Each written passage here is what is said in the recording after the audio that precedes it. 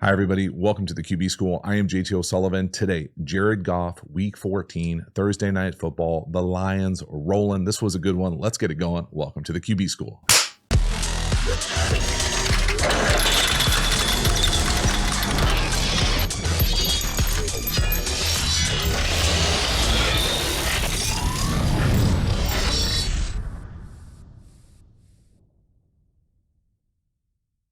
Before we dive into the video, a quick reminder about the Quarterback School Patreon community. This group is the foundation, the bedrock of the channel. Not only is it a great, inexpensive way to support the channel, but you get even more Quarterback School content. So hop over there, join, become a member. I appreciate your support. As for this video, let's get into it. Jared Goff and the Fighting Kneecap Biters getting it done. NFC North. Pretty nice game for a Thursday night. I'm not going to lie. This is a beautifully executed third down, little flat pick here. There were some really simply outstanding offensive architecture design. This is just a small, simple little flat, but there's a lot of detail here from me. And so the first part here is as we come across, and we're just going to throw this little flat, it's just a little kind of what I would say like lowercase anticipation flat. It's there from Jared Goff quarterback wise. But what I love here is as we come across, okay, so we come across in motion, and as we come across and the defense adjusts, it would be really easy for what I would consider a corner route here to be able to take an kind of easiest inside release and get out here like he's trying to win. But what he does is he takes an outside release and he fights him and his guy into the lane of the defender who's got to go cover the flat. So as we get to the flat here, this defender's got to choose. What am I going to do? Am I going to go over the top? Am I going to go under? If he were to go inside, it would be easy for the defender to just go outside and have the flat. But it's the detail and the discipline, really, to take both those guys into the lane of the flat that allows this thing to, even as he stumbles, to be open for an easy first down. 3rd and 2, we're going to throw it. So watch that release up top. See him go outside, and then look what it does to 20. 20's there. But stumble on him, first down.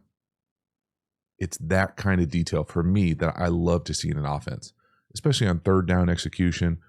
Goff lined up to the left, beautiful base, right on him, first down, let's roll. Next one here, another 3rd and short, we're going to throw it. This is a very cool kind of quaddy play here. So there's a lot of moving parts here. This ends up being what I would classify as like a second window wrap in.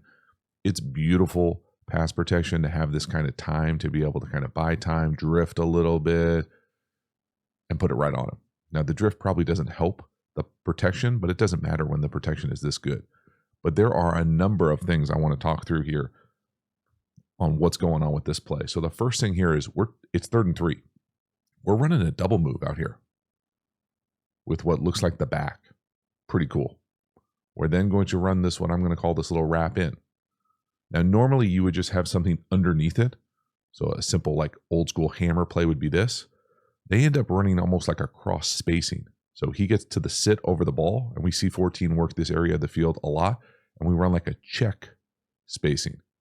So you end up getting to that kind of like super hammer, double nails type of look. And then on the bottom, this little China or under route back across. So everything has a purpose. Everything is got some opportunity for a nice first down. This is excellent design and architecture for me. Out of quads. Again, the pass protection simply outstanding. But you can see here, there's a lot of options for first downs.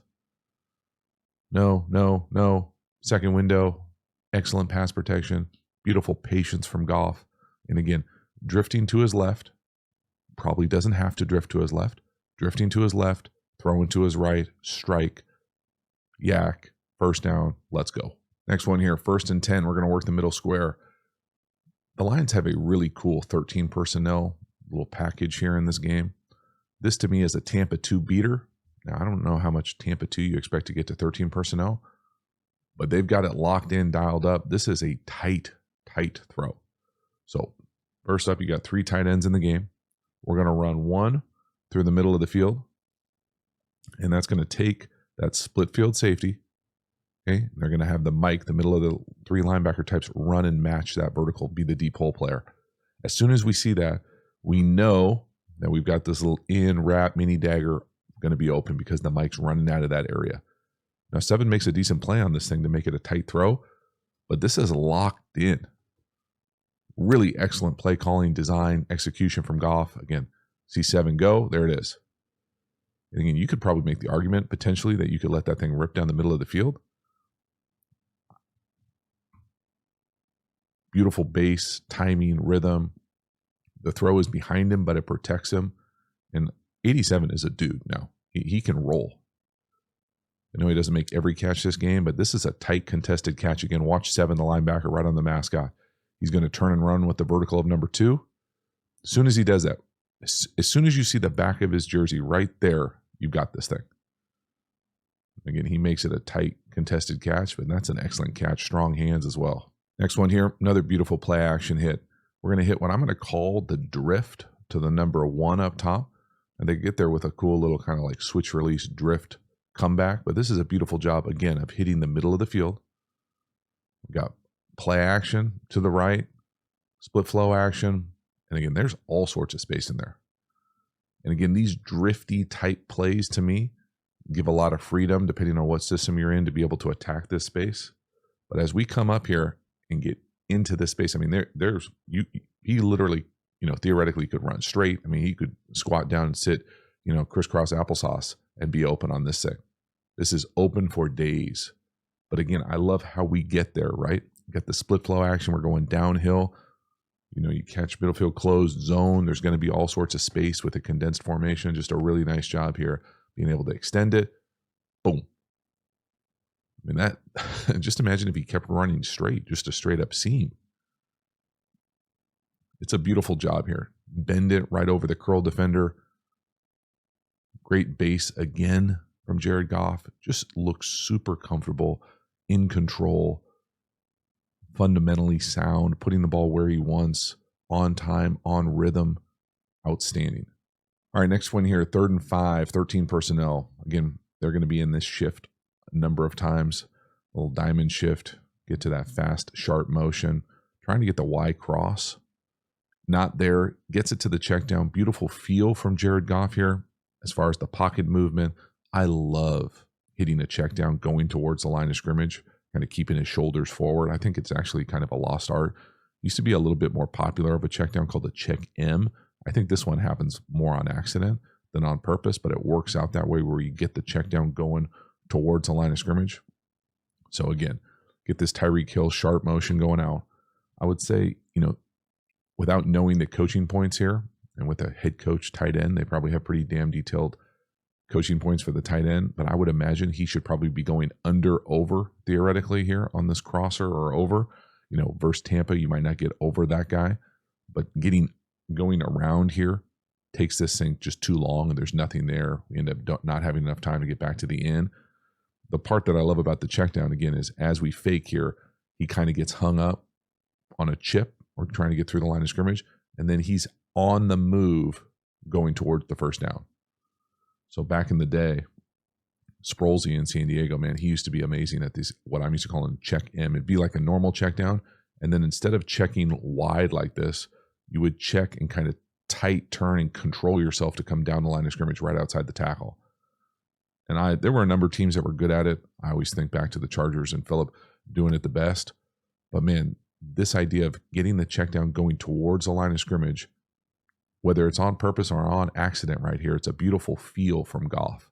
And again, Laporta, under, nope, too tight, can't fit it in, get it down to the check down. Again, from Jared Goff, pocket, feel, buying time, getting to the check down, knowing where everything is, in total command. Just looks so comfortable back there. No, whoop. Hell yeah, especially at a 13 personnel. Next one here, 1st and 10, 3-by-1 nub. We're going to hit the over to Laporta. A little naked, move the launch point, wide open, over. Now, this is actually kind of a unique read, and I think it just kind of happens naturally, but it looks like he's trying to get the ball to St. Brown here on the kind of bang or late flat right there. Not there, he gets it to the over. I would say traditionally, those things are reversed. And so I think it just happens, the flow of this play. But if we're trying to essentially secure the edge here and get this late flat, that's usually the check down. These things are almost always paired with an over, someone deep, someone in the flat. I don't even know what the 1 and the 2 here do, but it sure looks like as Goff comes out here, he's trying to get the ball here. It's not there, and then that kind of opens up the over. Traditionally, I would say you would read this saying whatever's in the flat to this is kind of the late. It looks like it's almost whatever the 1-2 combination is to here is how he plays it, right? It's just a different way to do it, and it works, and good for you. Again, I'll talk a little bit about it at the end as far as maybe what some limitations are of this offense, if there are any. But seeing Goff get out on the move here, is something that I think is available for this unit as we continue to move forward, because this is wide open. And I mean, they can certainly run it damn near anytime they want. But if we can get Goff just a little bit of movement, just a little bit of move the launch point, just a little bit of extend, create. This is just a little bit of extend, create in structure. So no, yes, wide open, nice, easy throw, catch, chunk, keep it rolling. Next one here, 4th and 2. 14 seconds left to go, end of the first half. Okay, there are a number of really critical 4th down plays in this game, Captain. This is beautiful design. We're going to throw a little Texas to the back, out of the backfield, a little fan route, angle route. That backer has no chance. It's a nice route. It's super sudden. Technically, we're not even hot here. The center does a decent job trying to track that backer, not necessarily how you probably would want to pick it up, but going to take the hit off. And that's a beautiful job. Again, world-class execution. Obviously, the stones to make all these 4th down calls. But what's going on here is we're coming out, we're selling the flat, and then we're coming back on the under. Okay, so this is open. The backer really has no chance. But again, one of my favorite things about this channel and being able to talk through these plays is, again, 13 personnel. So we got all the tight ends over here. When this isn't there, so pretend like this angle actually was covered and the backer did it. Well, then the next one here is going to be this little China or under or whip or return, and it's going to be a touchdown. So we've got 1, 2, both touchdowns, 4th and short, going in with some serious momentum into halftime. Just, again, it's excellent execution. It's excellent design, right? The back is obviously wide open because it's a great route, super sudden. It's also not the greatest, linebacker coverage in the world. He slips, he's running out of there. But if that's not there, 17 is right there, right? You've got Patrick coming back up top, selling that out, selling that stick, back underneath. Just touchdowns all over the place. And this whole offense. And Goff is just in command, dealing. Love it.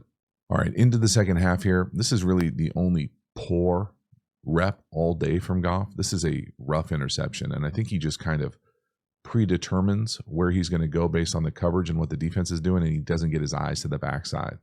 And so, yeah, that's me making excuses. If he had to do this over again, he'd obviously throw it to the back. I think he's just trying to eyeball that curl defender. And again, we can talk, I can make as many assumptions as we want, but it's one of those things where you just don't see throws like this very much from a guy who's this in command. So whatever this little route is, we catch Tampa. Again, so middle linebacker running through there. Okay, it's actually not even the correct guy. Middle linebacker running through there. We've got this, I'm going to call curl defender. Okay, if he gets depth at all, it's really just a 3-on-2, right? So here, here, here. I'm saying it's a 3-on-2. These two curl defenders getting depth with the mic running out of there. Okay, we're out of there. I'll draw the safeties out of here. Safeties out of here. So it's these 3 defenders. As soon as this defender gets depth, he's thinking, oh, I got this. He just doesn't see, feel, or is aware of this corner because he just essentially lets the check down go. He lets the flat go. He squeezes underneath and is a little bit of a guesser. If he had to do this over again, he would go here, no, just flip it out to the check down. And again, easy for me to say a day after with a marker and a clicker, but this is just one of those throws where I would imagine as soon as he sees Tampa, he's like, I got this. As soon as he sees this curl defender stay near the hash, he's going, yeah, I got this. So as soon as he sees this action right here with depth right here, yeah, I got this easy curl. little thing right here. Perfect. Take it. He just doesn't realize that that corner sitting out there, not threatened by the check down. So if you're Ben Johnson and you're really critical of yourself, which he probably is, he's probably saying to himself, Jared, my bad, dude. I should have had this guy in a flat, or I should have had him in like a fast motion to pull this guy out of there. And Jared probably says, yeah, and I probably could have protected you by getting my eyes over there and seeing that space before I threw it. And it can be both. But this is not a difficult look. This is not a throw that I would be nervous about Jared Goff ever making again in a critical situation. They got you. Good for you. You know, you learn from it. The design of it probably gets better. The execution of it certainly gets better. Certainly not a pattern from anything that I've seen from Goff recently. It's just a bad look, bad rep, unfortunate, and kind of keeps the pack hanging around here, making this thing tight down the end. All right, the next one here, touchdown pass, another fourth down, a little stick down here to the bottom. Patrick does a nice job of operating both as kind of the pick rub and getting the touchdown. So he gets his body in the way. Now, is he doing it on purpose? Only he can tell you. But the way that this thing works out here, they're trying to kind of formation F these guys a little bit. We got the back out here. We've got St. Brown in the backfield. He's going to run the flat. We're going to get the stick right here. And again, as this stick, as they're trying to sort out who's who in the zoo defensively, they're running out here, trying to get to the flat, trying to cover this out. We get the potential for a pick or a rub right here. Again, is that on purpose or accidental? Only they know. But we get this kind of simple 1-2, and it's an easy touchdown. 4th and 3, they can't get lined up. We formation F them. They're in all sorts of trouble. Boop. And really everybody's open, right? Nope. Nope. Hell yeah. Pretty sweet. Just continue to love the design in crucial situations here to manipulate guys open, and Jared Goff continue to deal. So the next one here, 4th and 1. Okay, less than 2 minutes left to go, third quarter. This is really the only poorly executed play I could see on the film that kind of gave me kind of shivers here, and what is certainly Dan Campbell rolling the dice this deep. Again, I don't really have a problem with the decision at all. It's the execution on the edge here for me. So if I had to guess what's going on here, they have multiple plays called, one inside run, sneak, whatever, inside run with an outside run. They come out, they get gapped out. You can see Goff doing whatever that get to the helmet is for them. Can, kill, alert, don't care. We're now going to run toss down here to the bottom. So when they go in motion right here, that brings another dude to the party. That's fine. Okay, whoever goes in motion here, that can be the last guy. How we want to block this is critical on the edge. So for me here, 17 sure seems like he's a pretty damn good blocker. Let's have him on the big guy. Okay, how do we want to handle this? How is the corner going to fit this? Is he going to fit it hard and set the edge? Is St. Brown just going to the next player? What are his rules? Is he got the corner? Is he coming up? We can see Sewell here get up to the second level, does a nice job. There's going to be one free runner at the end of the day. Okay, so someone's going to be unblocked, but we've got 3 for 4. And I'll stop it when we get out there. But how they sort this thing out, how they communicate, it's just not good execution. So the play call is there. The execution is not. So again, right here. Now, there are different coaching points, obviously.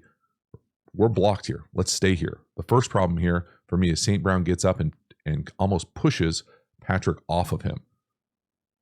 So then Patrick comes off to the corner. St. Brown, not the matchup we want right there. We're now running past some of these guys who are now inserting and filling from the inside. You know, at the end of the day, how you would probably want to block this thing is that we're going good right here. Track that corner, hunt inside out. We can see this block right here. Now we got to block him. We can't let him run under us from our all-world right tackle. And we want this player to essentially be doing a tackling drill with our back. So at the end of the day, it should be this versus this out here. And we'll see if we can get the first down. But we don't give ourselves a chance with how we sort this thing out right here. And we get run underneath. So they got you. They do a good job rallying to the ball, making a hell of a play. But this is there scheme-wise. You know, I'm not a Ben Johnson apologist, but that's there. Again, the cues that I like to give here to guys on the edge, let's go hunting inside out. So, you know, if you had to do this over again and you knew exactly how they were going to fit this, you would say, let's leave the corner. So let's just go here, here, hunt inside out. Whoever shows up inside, and we'll leave the widest guy. Now, sometimes you don't want to leave the widest guy if he's right up on the line of scrimmage, but if he's at depth right here, good luck. It's one of those things where we just unfortunate execution, and they got you. You tip your cap, you roll the dice 4 or 5 times, they're going to get you. But again, I like the idea. 2 plays at the line of scrimmage. Again, look at the C gap. I mean, it's made to order. So if you're the tight end going in motion here, just hunt inside out. Hunt inside out, and you'd be going to 20 right there. It looks like he's like on the run, like we're running something on the outside the numbers, on the perimeter. Hunt inside out. And again, if the all-world right tackle just didn't go too far upfield, it's probably a first down regardless right there. So if Sewell could just get up on Walker, we'd be good to go too. So lots of failures at the point of attack. They gotcha. Dang. All right, the next one here, 3rd and 2. Another throw. This time we're going to hit St. Brown right in between the hashes, a little sit route. Again, really a nice call, nice feel. I just love how they use their perimeter weapons in Detroit. They obviously have a great offensive line, but St. Brown feels like he's just got that kind of all-purpose feel, route runner. You've got Williams, dynamic dude on the perimeter, explosive. You got 17, Patrick, blocker in there working hard, big body. You got Laporta, kind of a hybrid-y tight end. This right here, though, from St. Brown, just feeling this thing. Put it on. Again, it's 3rd and 3. They have a number of really nice 3rd down conversions here. And they get a little fortunate right here with the fact that they bring the backer right to the area that we're voiding with this, whether this is a turn down, whether he just turns around because he's hot. Technically he's not hot. St. Brown is just running right to that area where that linebacker blitzes from. Boop. And again, that's just really smooth, easy execution. Well done from Goff. Probably need to bring a little bit more thunder from the back, blocking wise here. But besides for that, on him, first down, we are rolling. Next one here, 2nd and 8. We're going to hit Laporta down here. He's the number 1 opened up at the bottom. He's going to run a kind of basic cross. What I love here, obviously, is the catch is outstanding at the end, the emotion, all this, but he beats tough inside leverage, and Goff trusts him to do it. So everybody sees the end right here with the catch. You're getting grabbed a little bit. I mean, this is a hell of a catch right here, right? Over the middle of the field, significant courage. That's awesome. Okay, but I think the part that makes this route even better is I want you to watch at the bottom of the screen. So as we get hit with this fast cross ball motion here, and we come up to run this in route, this linebacker on the inside is going to be matching us or running with us from the inside. Nothing about this look says, yes, this is going to be a good look for us offensively because we got inside leverage. Goff just trusts Laporta to win, and he's got the capacity to just run in there and win. He's too fast for most of these linebackers. The routes are too precise. He can create space, go in there and make contested catches. Again, you can't be in better position. Maybe if you were a little high over the top, but if you're running with him inside leverage right there, and he just runs around you. And again, he doesn't banana that thing in there. Watch him at the top of this route. He comes in there sharp and flat, curls it back. That's a hell of a job. Again, I just continue to be impressed with how they use their resources and how their perimeter guys are making plays. They are out there. Look at Goff lined up to his left, smooth, in rhythm, gives his guy a chance. After he wins, they'll make a hell of a catch. Hell yeah. Next one here, I put this one on here just because I love the little design, little fake toss, GT counter, hand back to the wide receiver. And this thing is sweet. This has got High School Harry written all over it, and I don't mean that as a shot, but we're going to fake the toss, hand it to St. Brown, run in GT counter, get the log. Okay, and again, it helps when you have an all-world right tackle who looks like he's fast enough to play tight end out there. Running, hunting. Just a beautiful job. I absolutely love this play. Side note, well, first let's talk about what the play is. They're just running GT here. Okay, they're coming across. So for the offensive line, it's GT. So they're going to try to kick out here. If you can't kick out, he tries to spill this thing. You log it. So you roll it like a log. And then the tackle has to adjust and then he bounces outside. Now, my favorite way to run this play is with a crack here as well. And so what you do is you reverse out, fake the toss, hand it to the underneath coming back across. Now, my favorite version of this, and this play used to hit back in the day in the 90s in the Sacramento region in high school, fake the toss, fake this counter you've run a few times, and then you get your athletic Division II quarterback coming out here running option out this way with a crack from a wide receiver out here. It's nasty. You're welcome, Detroit. Feel free to dial that up for Jared next time. Whoop, whoop, hand it to him. Get out there. Again, just beautiful job. And you can see the crack block down here, right, with 9 coming in there, hunting. Boom. 2 for 1. Just a beautiful job. Again, I just love the little, seemingly every week, Ben Johnson just showing off creativity-wise here. An oldie but a goodie here. And again, I think 17 is an excellent blocker. 9 right here. Watch him on the left side. Bam. 1, 2. Thank you. Hell yeah. Next one here, 3rd and 1, touchdown pass. This is a hell of a route down here to the bottom by 17. Again, 13 personnel. Love the play call again. You can be really aggressive on 3rd and 1 when you know you're going to go for it on 4th and 1, and you can run it damn near anytime you want. But this is a beautiful job from Goff going 1 to 2. They're probably trying to get the ball to Laporta. So the first thing here is the personnel. We've already talked about the 13 personnel multiple times. We're going to come in here, block, get to the corner. Okay, that's not there. On the backside, this is a beautiful route. So the first thing I love here is the release. It's hard, it's violent, it's inside. But he doesn't get inside and just banana that thing in there. What he does is he gets inside and then he resets the stem vertically. That tells this corner, oh, snap, he's going to run to the corner here. I got to protect back to the corner. Instead, he breaks it off to the inside. So there's really 2 violent moves. So violent at the line of scrimmage, up, violent going in. It is a beautiful, beautiful route. And again, when I watch these guys, and I'm by no means an expert on the Detroit, personnel department. I think of 14 as a pretty good wide receiver. I think of 9 as a pretty good wide receiver. They got this guy in there for a reason.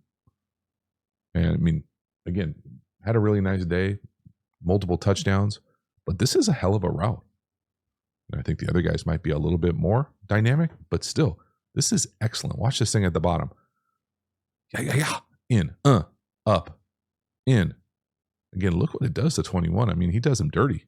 I know that's not the best in the business down here, but that's a beautiful route right on his chest. Again, I'm not a huge fan of jumping to catch the ball in your chest, but nice job from Goff as well, going 1 to 2, reverse out, no, backside, yes.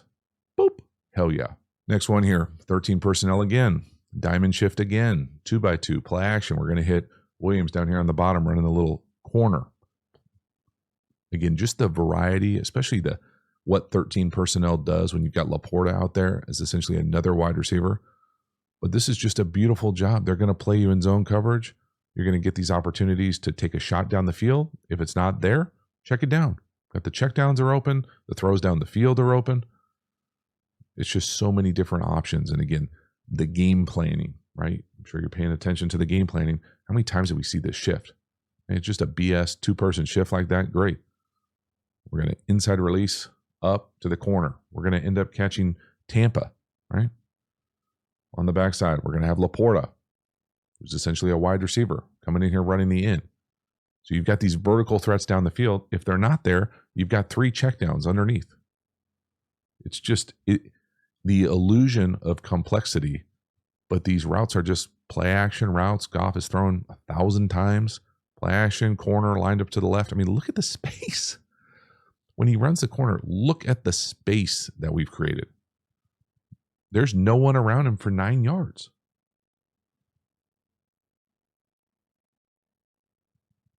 I mean, I guess you could draw the sideline as a defender if you wanted to, but hell yeah. And again, we're just reading this corner, cloud corner. If he hangs up, misses the bump, this is too easy. If that's not there, you've got the in coming across, and then you've got the 3 checkdowns.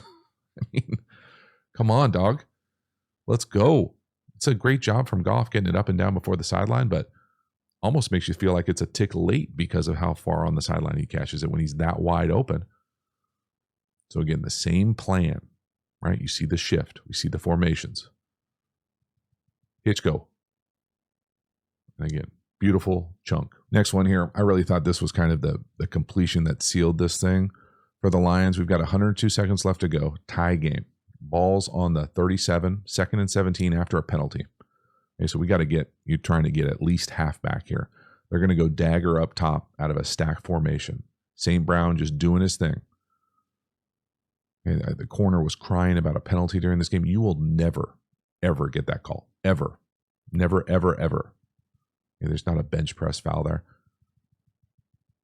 Again, Goff ripping it, working the middle of the field. Felt like the middle of the field was open all day in this game.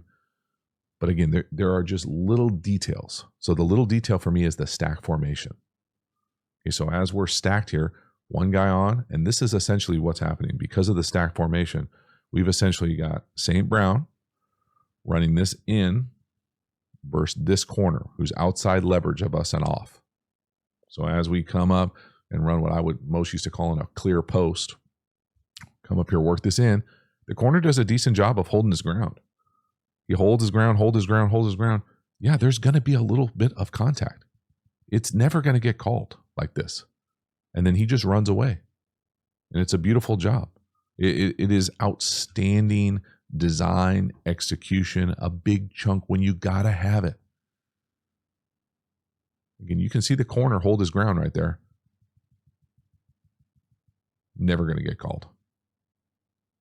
Probably my least favorite thing about this play is just the back cutting. I'm not a fan of this backs cutting like this from the backfield, especially linebackers when they fly over the top like this, because they're eventually going to end up in the quarterback's knee. That's just my personal opinion. Plus, he gets up and damn near makes the play here. So it's a hell of an effort from the Packer backer. Ooh, you like what I did there? But this is just a nice job from Goff, man. Got to have it. You know, what does Goff see? All he sees are feet in front of his face. And that's a tough look to throw a go route, right, or an in route right there. Just a big old spat on him.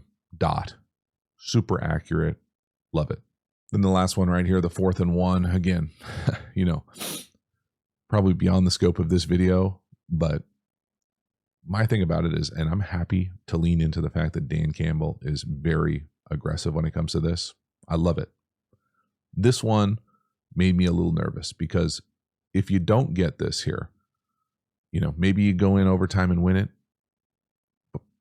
Maybe not. But this one felt almost unnecessarily risky, even though you know that you've got a great right tackle you can run behind in these situations. It just felt like a lot. And then again, Goff tripping, falling. Okay, don't be the fan that complains that a knee from a quarterback should be an automatic whistle in this situation. That's clownish. But I will say that, you know, if you're going to run it in this situation, this is the perfect call because we've got a huge C gap. This is a very similar formation to what we used earlier. Remember that toss that didn't work on 4th down? This time we attack that C gap. And when I show you the end zone here, you can really see the massive C gap. So this is a beautiful call. And this is really just too easy. And we're in 13 personnel. Again, tight end, tight end, tight end, big wide receiver. And again, just look at these gaps, right? They've got you gapped out. So we've got someone in the A, someone in the B. That's a big ass C gap right there with nobody in it. So if we have anything that looks like down, get in here, bring an extra guy, get in here, that's going to look like a pretty sweet hole to run through. So it's an excellent call. I'm just saying, man, if you don't get this, I just feel like eventually you're going to work a regression to the mean for me. But man, if you know you got this look, let's go all day. Look at the right tackle. Get out of the club. Up to the 2nd level, 1st down, massive play. So that is a wrap. Jared Goff, the Lions, Ben Johnson, Dan Campbell, this offensive line, this perimeter unit, just rolling. Jared Goff playing at a very high level, looks in total control, command for the vast majority of this game, making excellent, clean, decisive decisions. You know, the one interception, hard to make sense of, but beyond for that, just operating at a very, very high level. Again, I love the offensive architecture, the design. You can see the game planning, the use of personnel, the use of formations. There are so many layers of things to like in this offense that it's fun to break down. It really is. It's one of those things where they use their personnel in seemingly the best spots available. Now, they've got some great personnel as well. You overlay that with a very aggressive fourth down mindset, and when it works, it's outstanding. The thing that makes me the most nervous about the Lions, if there is anything, eventually in a game like this, I think it will come down to how and if the quarterback has the capacity to extend or create at some point. And if it never happens, then the Lions are sitting pretty. And will they absolutely have to have that to survive the tournament, the playoffs? Maybe not. Maybe they're that good that they don't have to do it. Maybe they can scheme people that much. Maybe they can be in the lead and dominate the line of scrimmage that much.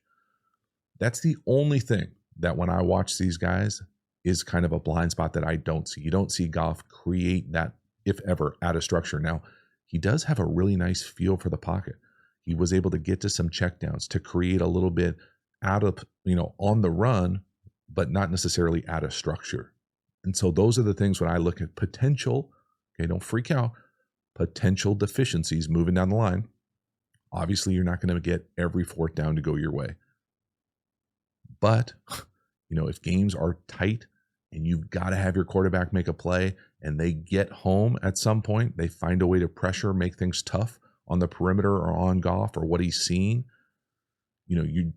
that part of it is really the only chink that I can see right now. And I'm going to be fascinated to see if they can kind of buffer that or scaffold that so that it's never an issue. Because if it's never an issue, these guys are going to be very difficult to stop on offense. Thank you so much for hanging to the end. I will see you next time. Have a good one.